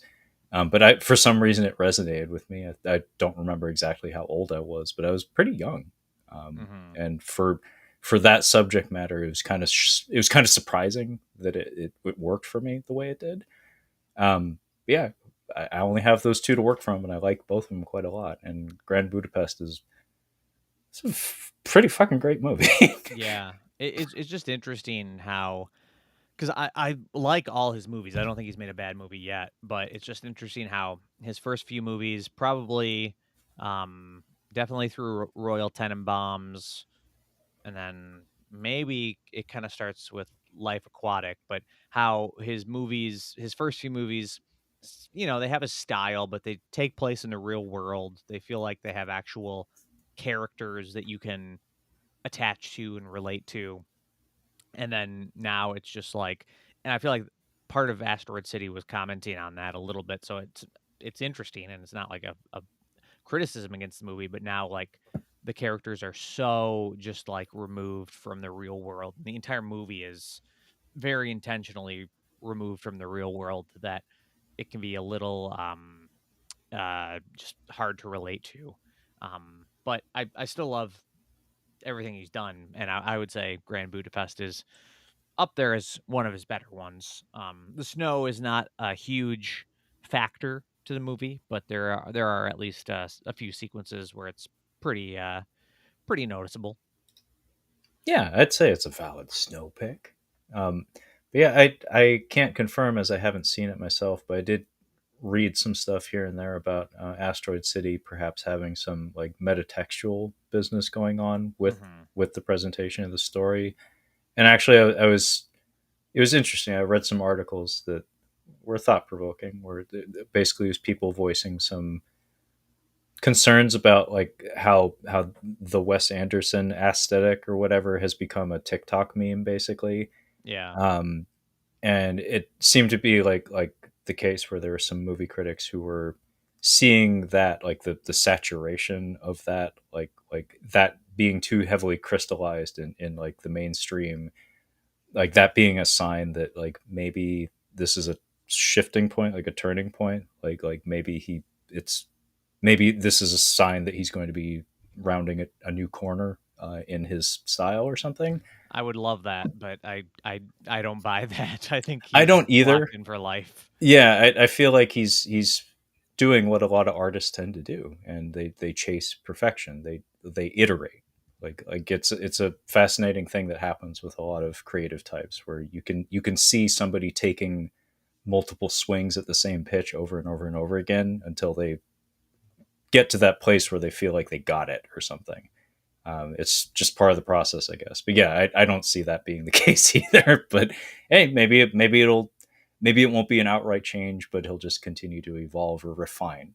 Like more than likely, that's what it'll be. He'll just continue to refine what he's already been doing. Yeah. Anyway, pick is to me, and hopefully Santino's still in the room, because I'm about to do some stupid shit just for him, being as it's not often we actually have a fucking audience on this program. So I'm about to do my cheat pick here in the form of grabbing a handful of movies all in one go. So only the first three here are especially relevant to what I'm going to be talking about here. But I just discovered a funny little trope among my films, that it's not, hey, Santino's still in the room. Very awesome. Very cool. So I don't have to be making a fucking buffoon of myself to myself with myself. So I have here a bunch of movies where the same fucking thing serves as kind of important like event or catalyst to the plot. And again, this is for Santino, so I think Brad knows where this is going. If he doesn't, shame on you. I have here three Marvel discs in the form of the Captain America trilogy of films. So that would be The Foist Avenger, The Winter Soldier, and The Civil War. All three of these movies feature the character of Captain America, who, I gotta fuck yeah in the chat. That's what I was hoping for. Captain America, who, if you're not familiar, Brad, and if not, what the fuck rock have you been sleeping under? Captain America's story is often that of the man out of time. Usually the story goes he gets frozen in ice, and then they thaw his ass out decades down the line. And depending on whether you're dealing with contemporary comics or old comics, he's been in the ice for 20 years or maybe 50 years or maybe 70 years. Depends on what era of comics or movies or whatever you're dealing with. The one constant is always Captain America was in WW2. He was in World War II. He's always frozen in the 40s and then thawed sometime down the line. Anyway, it's kind of funny how in these movies, yes, Santino, he is old as fuck. No matter how you slice it, Cap is always old as fuck. In this movie, spoiler alert, that's how it ends, is Cap gets frozen in ice. But also at the midway point of this movie, they kind of do a thing where Bucky, the Winter Soldier, also has this same fucking thing happen to him, basically. He does get like abducted later and like pumped full of super devil juice to make him into a super soldier, which in the comics I don't think actually happened. I think they just brainwashed him and gave him a robot arm. I don't think he had super devil juice in the comics. Correct me if I'm wrong, Santino. That's an invitation, by the way. And then, of course, he shows up in the Winter Soldier, which, ironically enough, despite winter being in the title, I think it's the one movie in the whole series that doesn't feature snow or ice, for that matter. But Civil War, of course, does. The finale of the movie takes place in a snowy area, mostly indoors, but they do go outdoors at one point. So snow is featured in a lot of these movies, except for the second one. But I also pulled these movies because, funny enough, they also feature that weird trope of a character being put in suspended animation via the elements, usually ice or snow. I have here Highlander 3, The Sorcerer, which is not always called Highlander 3, The Sorcerer. Sometimes it's called like the next dimension or something like that. Anyway, this is the movie where Christopher Lambert fights Mario Van Peebles. But the story goes, Brad. Are you familiar with this at all, Brad? Like, are you familiar with Highlander at all? I know of the first Highlander, the basic, summary of it, but Highlander 3, you've lost me. You've lost me on Highlander 3. There are a lot of Highlanders. Yeah. There's quite a lot of Highlander content out there. I've consumed most of it and own most of it. don't ask me why. Almost none of it is good. Like it's basically the first movie and maybe parts of the TV show from the 90s. By the way, we just got confirmation in the chat. The Winter Soldier in the comics does not have super devil juice flowing through his veins. He does not have super soldier serum. He's just got a robot arm. They changed that up for the movies, presumably so he could punch Cap, and Cap could punch him back without caving in his fucking face, because that's what would happen if he didn't have the super devil juice. Yes, Santino, they have been trying to remake Highlander for a very long time. Chad Stahelski and David Leitch from 87 North have been courted on and off to work on it. I don't know if they're going to end up doing it, but I know they've been asked a few times. Highlander 3, the trope all is in the Highlander movies. There can be only one. Basically, it's a bunch of immortals. They got to chop each other's heads off, and they keep doing it until there's one left. And there's no one else, to quote The Departed. The story in this one is hilarious because the way that they keep it going. Because how can you tell that story again if the whole plot of the first movie is, spoiler alert, they're killing each other until there's only one? The way they get around that in this one is that one of those fuckers, actually three of them, I think, get stuck in a cave hundreds of years ago. And then in modern times, some like archaeologists or something reopen the cave. And because they were like sealed in the cave, the cosmos did not regard them as being on the play, like being on the table for the competition.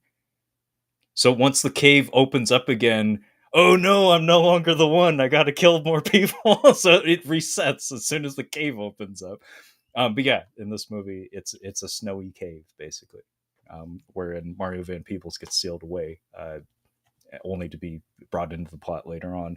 And lastly, I have Ghost Warrior, which is a piece of shit fucking movie that I bought just because Hiroshi Fujioka is in it. It is an American film where it's basically what I said about The Man Out of Time with Captain America, but with a samurai from hundreds of years ago who falls into an icy river and gets brought back from suspended animation in modern times, in modern America on top of that. If you're not familiar with who this gentleman is, he played the original Kamen Rider from the 1970s. It's kind of like a cultural icon. I dig him, but this movie sucks. I'm probably going to sell it if I'm being honest. Is that a Kino disc as well?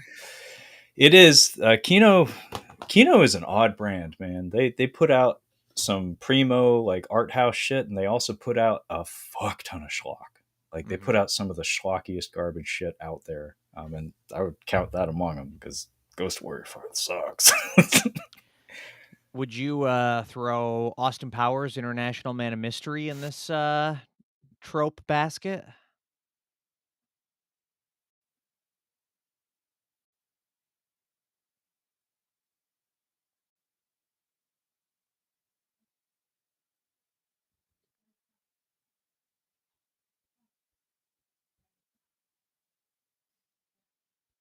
I lost you. I don't know if you can hear me.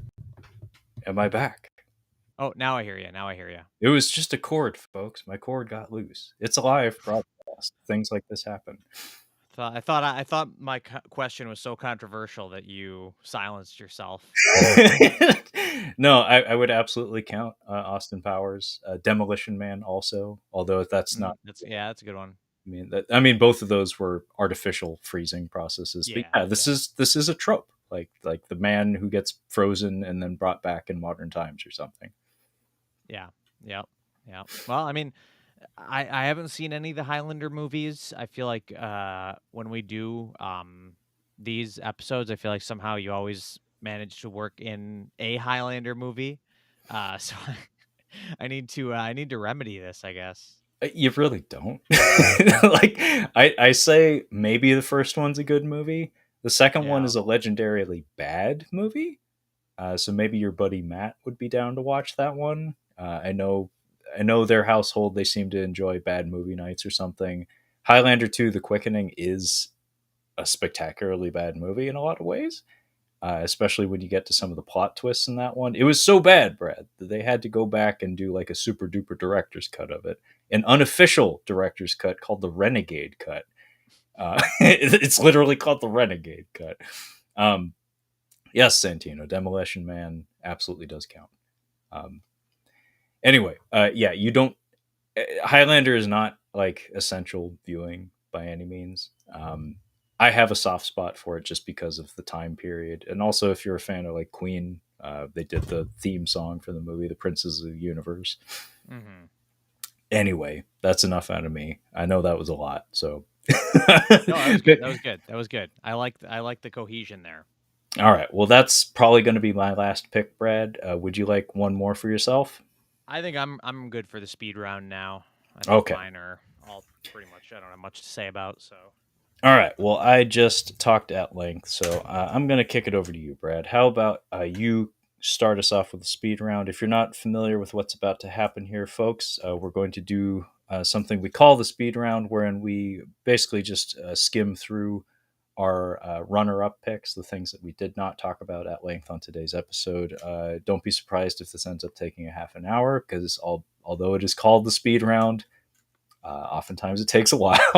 So don't let the title be deceiving. So Brad, speed round time. What you got? well, I'll start by a couple obvious ones that I definitely could have pulled off as full on picks, but I didn't. I've got Fargo, which was maybe the first movie I thought of when I suggested snow movies. Like it's maybe the quintessential snow Yeah. movie, one of my favorites. The Revenant, which I have only seen the one time. Need to revisit it. First 4K I ever bought. Still haven't watched it, but obviously another snowy western. I've got Batman Returns. How's that one, Santino? Batman Returns. Maybe the best Batman movie. I'll say it. I'll say it. It's my favorite. It's my favorite. You're damn straight it is. This one, another movie I've only seen once, but very much a snow movie. Everest.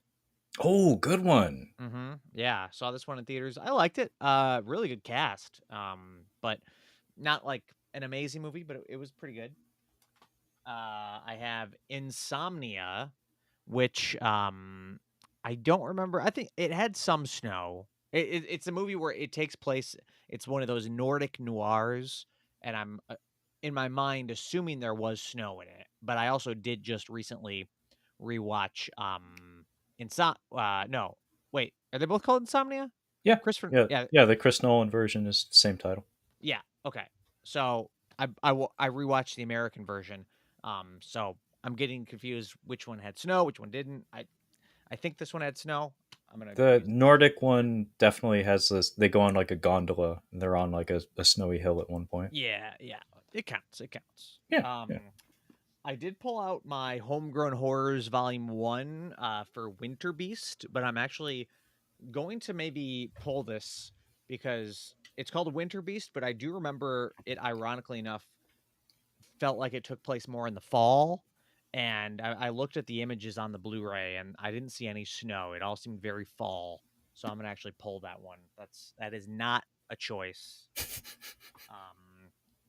I have two. I started pulling off Christmas movies, and then I just stopped because it's like, well, they kind of all have it, pretty much. But the two I pulled off were the two Christmas horror movies I have: Black Christmas and Silent Night, Deadly Night. Punish.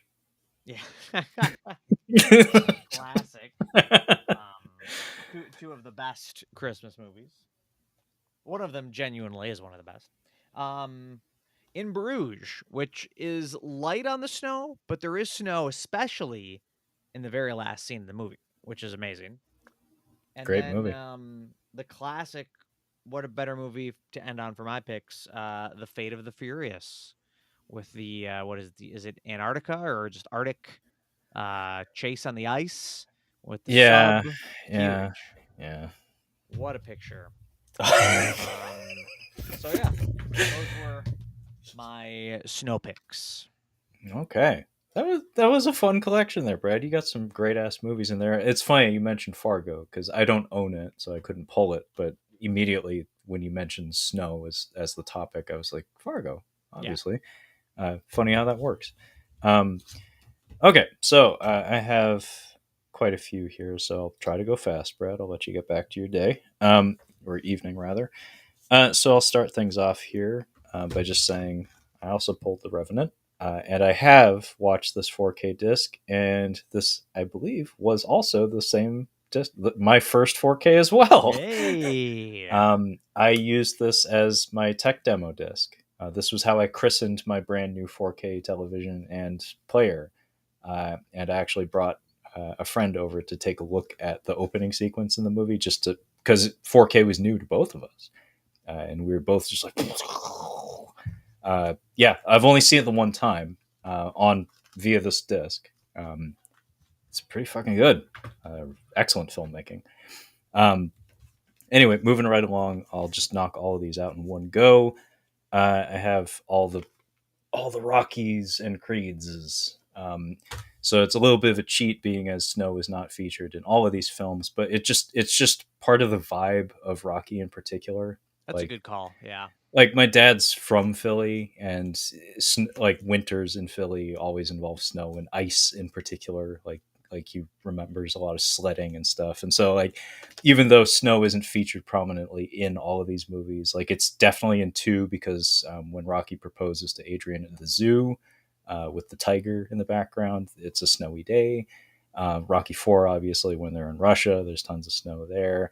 I don't remember there being snow in 5, but Christmas is featured very prominently in that one. And Rocky Balboa has like some flakes here and there, as far as I recall. Creed 3 is a funny one, because like that's actually like one of the minor objections I have to that movie, of which I have many, is that taking place entirely in LA just feels weird to me. Like it's like clearly we're stepping into new territory for the franchise with this film, but just having it be in like sunny fucking LA the whole time just felt kind of wrong to me.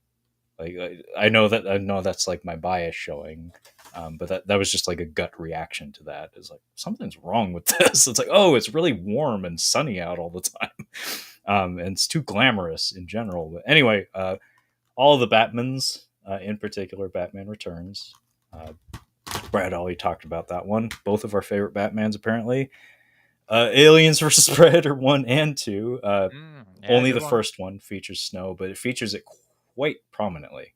Snow plays a huge factor in the plot and the location of that first AVP movie. I'm curious, Santino, which of our films are you referring to as a great plane watch? Like, it better not be The Revenant. I think you said it after you brought up The Revenant, so I think you talked about The Revenant. I'm just picturing Santino watching The Revenant, like sandwiched between two old biddies, Yeah.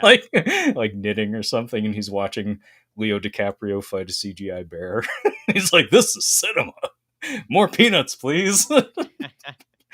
uh, Peter Jackson's King Kong features the utterly laughable ice skating sequence in Central Park, I think, or whatever. Edward Scissorhands. Uh, Snow is featured quite prominently in this movie, as it is in a lot of Tim Burton films. The ice dance sequence is very, very memorable.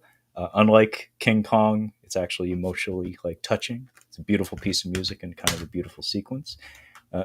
Santino is saying that it took him 2 flights to watch The Revenant, so got to traumatize no less than 4 old biddies via flights. Shooter, which is the movie that I hold up as a novelty all the time from my collection, because I got this for free. Like, it was given to me by a used media store who basically said, I don't want this. And I was like, sure, I'll take that. So I have no emotional attachment to Shooter, but I've owned it twice because I cannibalized the case of it to give to a different movie. Run All Night, I think, the Liam Neeson movie. When I purchased that via eBay, it came in an oddly sized case, and I didn't like seeing that on my shelf, so I cannibalized my free copy of Shooter to donate to Run All Night. A movie that apparently our boy Brad here is due for a rewatch of, to relitigate his star rating. X-Men Apocalypse, which apparently cost me $6.49 via Half Price Books. Thanks for that. This is maybe the worst X-Men film. It's certainly the most laughable. Um, I seem to remember You're so Snow. wrong. You're so wrong. I seem to remember Snow being involved in that film. I mostly just wanted to tease you about that, Brad. How many stars did you give that? How many We don't stars? need to talk about it. Too many is the answer. Too many stars. I have here a film that is still in the shrink wrap because I purchased it very recently. It has been on my to-do list for ages, but I only just paid for it. Santino is not wrong. New Mutants was pretty bad as well. That is amazing that that movie even got released, if I'm being honest. It had some ideas. It didn't do much of anything with them. If you want to see a giant spirit bear, I guess that's one-stop shopping for any Spirit Bear fans out there, though. So hey, it gets to hold that distinction. I have here The Tiger, which is a Korean film that is on paper. It actually kind of sounded like The Hunter, the Willem Dafoe film that takes place in Australia, except it has to do with the last tiger in all of Korea and a Korean hunter wanting the honor of tracking and killing it during the Japanese occupation. It's supposed to be a very beautiful movie. Really want to check it out. Haven't watched it yet. Obviously, it's still in the shrink wrap. Jurassic World Dominion. Goddamn, this movie sucks. This movie was offensively bad, if you ask me. Features Snow quite prominently, though, in no less than two sequences, both in the opening and towards the ending. There's that pointless fucking sequence with the raptor on the ice that was featured very heavily in the promotion for the movie that goes nowhere. On Deadly Ground, the Steven Seagal directed and starring role film. We've done a full-length review of this for Catching Up on Cinema. It's incredible for all Old the wrong school reasons. DVD case on there too. I don't know if this exists on Blu-ray, Brad. Yeah, I Yeah. love the black whatever you call it, snap or whatever. Yeah. Let's see if we can get some sound effects in here. Yeah, Oh, yeah. Oh, listen I to used that. to love yank. those kinds. Yeah, Yeah, I had Lethal Weapon 4 and The Matrix in that kind of case as well. I think they're all Warner Brothers, if I'm correct on that. okay. American movie.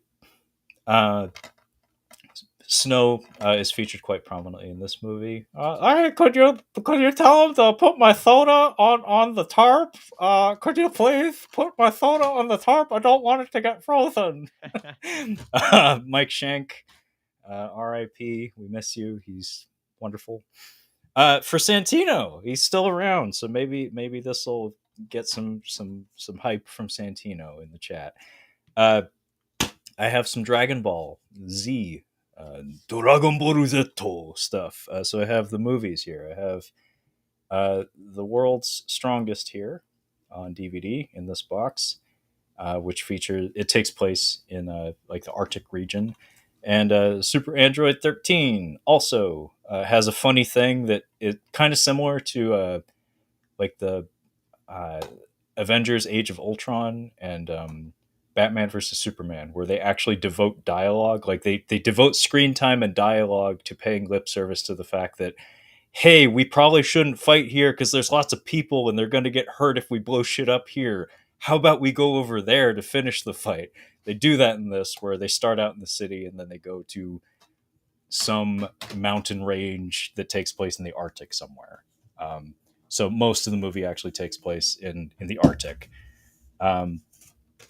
I have Pat Labor 2, which is a Japanese animated film from director Mamoru Oshii that features quite a lot of snow. Like a lot of the movie has to deal with like military occupation of the city of Tokyo, I believe, and quite a lot of the scenery takes place in the snow. Snowpiercer, because Santino had asked. I do have it, have seen it, do like it quite a lot. Orca, the killer whale. I think I said put a pin in this one. We did not get to it for the full length discussion, but Ennio Morricone also scored this film. Beautiful score. Definitely listen to it if you haven't before. I Saw the Devil. This is also a Korean film. The whole opening sequence takes place in kind of a beautiful snowy evening. kind of like one of those images that like lives rent free in my mind. Um, the Die Hard collection. Brad and I were talking about Rennie Harlan before the mics heated up. Die Hard 2, Die Harder takes place quite a lot in the snow. And the last one I have here is The Wolverine. James Mangold's The Wolverine, which in particular, and maybe Santino's aware of this, in particular in the like R-rated cut of the movie that you can apparently only get via this super duper box set. Um, the village sequence, the village action sequence, is much longer than in the theatrical version and is comically violent, like Lone Wolf and Cub style violence. Because put it this way, it involves a giant snowblower machine that ninjas get thrown into and spouted out onto the neighboring buildings in the form of red mist. It's pretty great. It's like, why would you cut that out of any version of the movie? What the fuck is your problem? Yeah, yeah. That's I need to watch that one. I need to give that one a go because I've seen the theatrical, but that's it. I mean, it's the superior cut of the film for Yeah, sure. Oh, obviously. Santino is saying he did not know there was an R-rated version. Yes, as I said, it may be that it only exists in this like super duper box set version that I had to actually trudge out to my local Best Buy to get way back when. And you better believe I did it because I enjoyed it in the theater. Like I enjoyed the theatrical version, but when I found out about that extended, like more violent cut, I was like, sure, why not? And it's kind of same studio, so same, probably the same thought process as Live Free or Die Hard. If you remember that, Brad, Mm-hmm. there's a PG-13 and an R-rated cut of that movie. Are you aware of this? Yeah, vaguely. I've only seen the PG-13 cut though. Yeah, it was released as a PG-13, and the main difference, like this was one of those digital age phenomenon where only possible with computer technology, basically, where the R-rated version is not like a significantly different cut of the movie. Basically, they just kind of like slipped into the edit some f-bombs, whereas they just like cover it up with like background noise in the PG-13 version, and also added digital squibs to the R-rated version because you can just do that.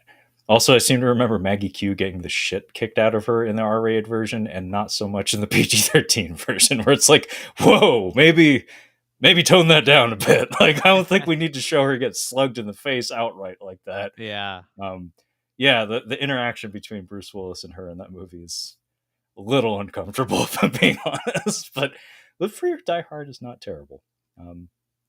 It's certainly better than 5, because my God, Die Hard 5. A good day to die hard, is it? I think so, Yikes. yeah. Yeah.